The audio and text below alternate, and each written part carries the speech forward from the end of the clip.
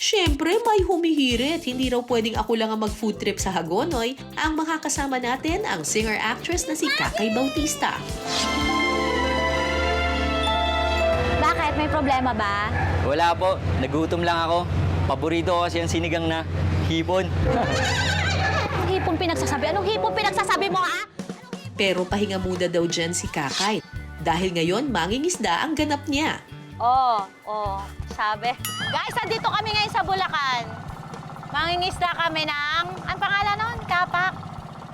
Easy lang, Kakay. Focus lang daw sa mga isda. Hoy! Magsigising kayo, mga isda! Mga kapak na... Ang alat! Andito na kami! Maalat na tubig! Ay, ang galing!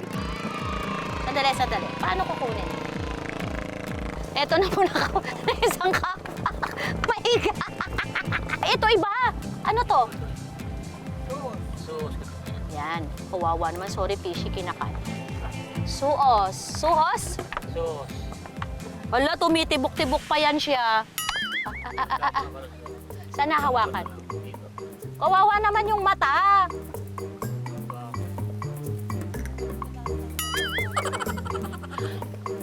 Isda.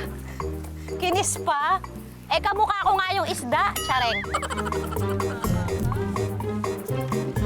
Arya! Mali, dapat kanina pa. Kuya, paano nyo nagagawa mag-balance ng ganito? Ay! Diyos ko! Tingnan mo to, nanggigigil ako sa'yo talaga eh. Chill ka lang. Marami ka namang nahuling isda. Medyo nakahuli na po kami ng mga 20 pieces. Tama na nga yan, Kakay. Kinukulit mo lang sila, kuya eh. Gutom lang yan. Kaya ipaluto mo na yung 20 pieces ng kapak na nakuha mo. This is Ninya representing the outlet of Tibagan and Hagonoy, Bulacan. Ay! Ikaw naman talaga. Ano gagawin natin? Sinigang na Kapak. kapak sa... ano ba to? Kaya mo ba ang sampalok yan?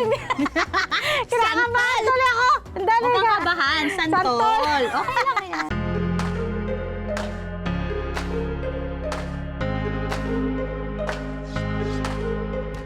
Sa isang kaldero, lalamasin sa tubig ang santol para mas madaling lumabas ang asim.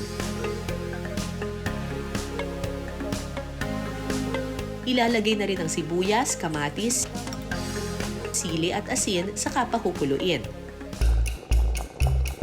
Kapag kumukulo na, saka ilalagay ang isda.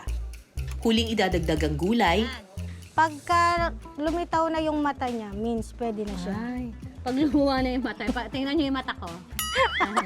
Pag gano'n na yung level, pwede na yung anuhin. Pwede na ilagay yung gulay. Lagyan na natin. Yan. at ready na ang sinigang na kapak. Isasali na ni ate ang ating sinantulang kapak. Excited ako kumain. Kasi mahilig ako sa mga sabaw-sabaw. Ayan. Nagbe-breastfeed kasi ako, Chareng.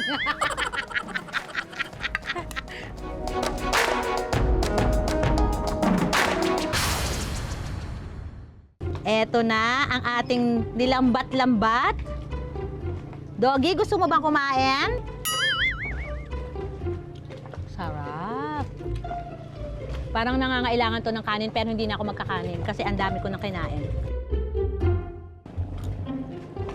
Sarap. Maanghang. Tapos maasim-asim. Iba talaga yung lasa ng pagka yung natural yung pinang-asim mo, no? Ang perfect dito is yung santol. Tapos yung tibagin tuloy, yung kapak, sobrang sarap. Dito na lang mabibili sa... Tibagi! Perfect.